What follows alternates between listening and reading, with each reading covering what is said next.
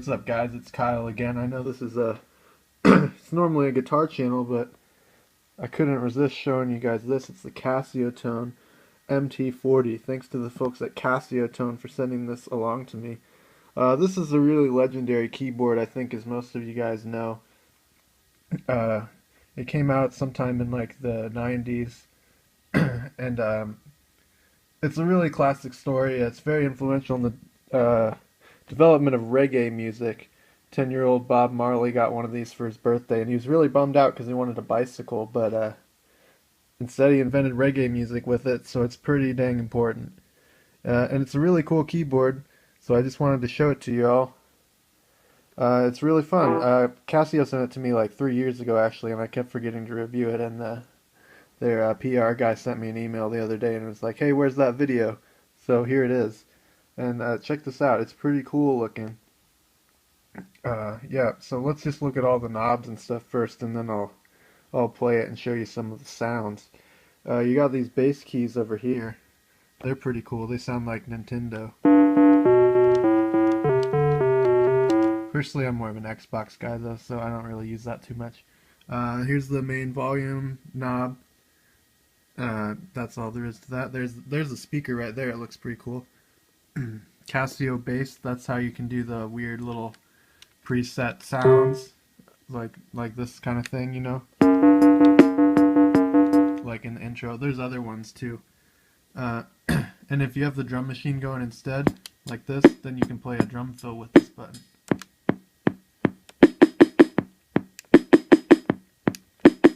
But it's more fun when you turn the tempo up, because nobody likes slow drum fills.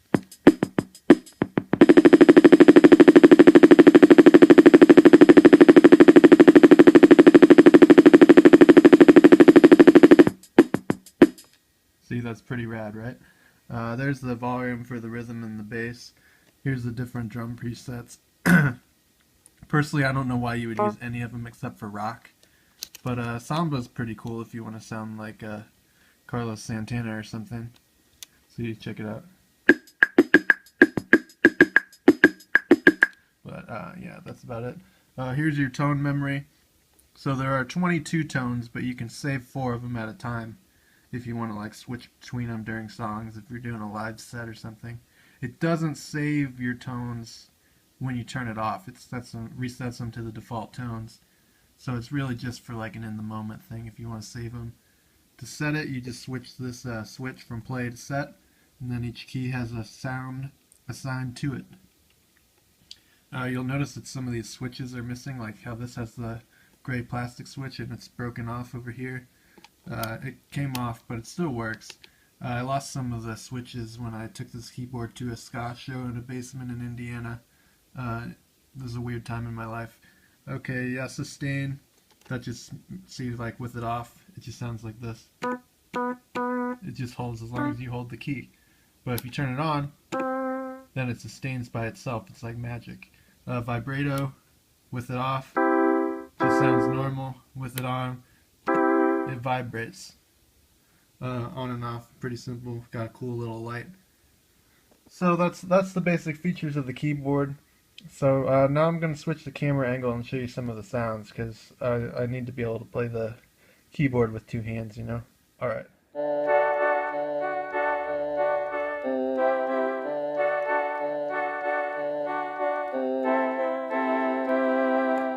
Alright, I'm back. I had to work out a little technical glitch. Somehow my phone got full of stuff and I had to delete a lot of stuff.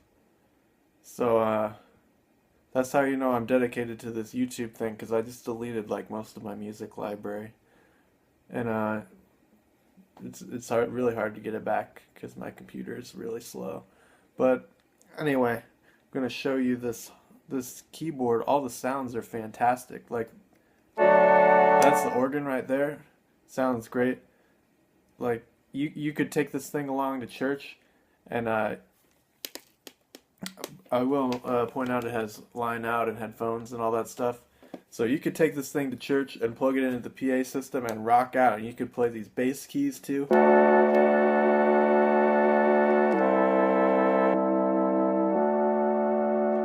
It's just going to sound massive, especially in like a big cathedral or something.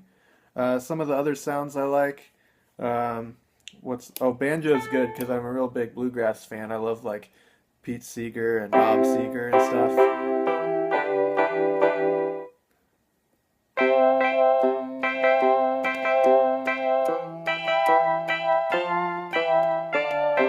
Yeah, it's got a real like folk feel to it.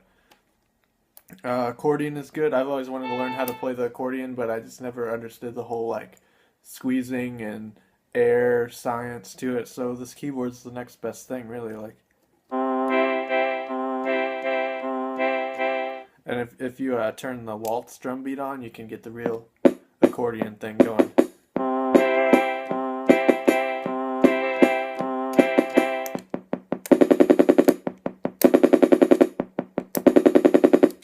Yeah, anyway, there's Oriental Pipe, which is pretty cool. Sounds like this.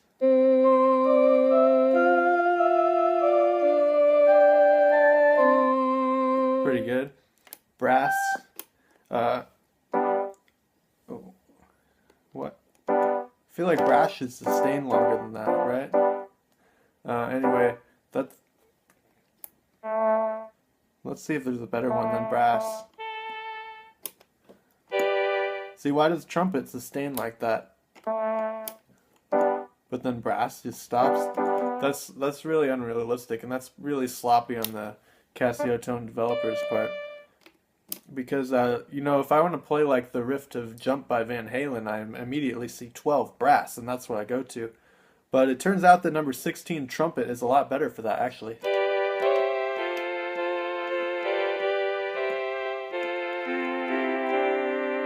Something like that. But see, if you play it on brass, it just sounds weird.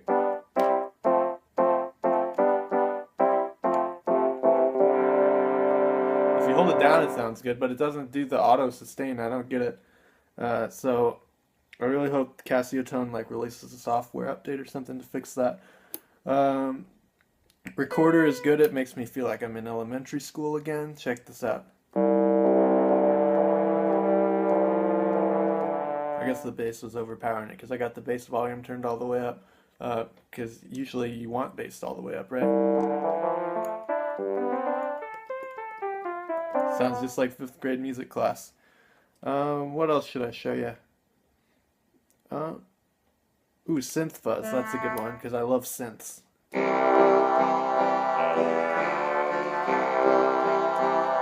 Pretty rad.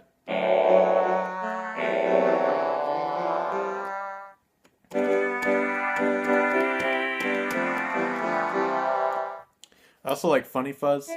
I'm glad they put at least one joke sound in here. Wait, that still sounds... There we go, that's funny fuzz.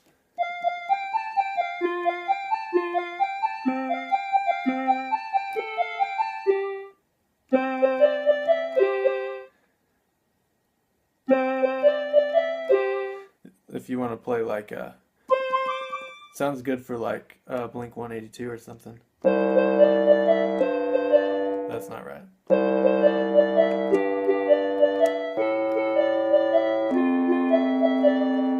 See, it's a good sound for that kind of thing, just because it's funny. There's xylophone and glockenspiel. I always thought those were the same thing, but maybe they're not. Casiotone teaches me new things every day. I'm going to Wikipedia that as soon as I'm done. If I remember, I'll put a link to my findings in the description to this video. It's going to be like right down there or something. I don't remember how YouTube's laid out. Maybe it'll be over there. Depends on like if you're using your computer or your tablet or something. You can also tune it. It has a tuning knob. I don't really know why you'd ever want to tune your Casio, but maybe it goes out of tune if you like play it too hard or something. So it has a tuning knob. I've never really messed with that. It's always sounded fine. You can get a power adapter for it. I don't have one. I put new batteries in this thing like 3 years ago, and I didn't even change them until last week. And it was still working, but just the power light, which is over here, it stopped lighting up, so I figured it was going to die soon.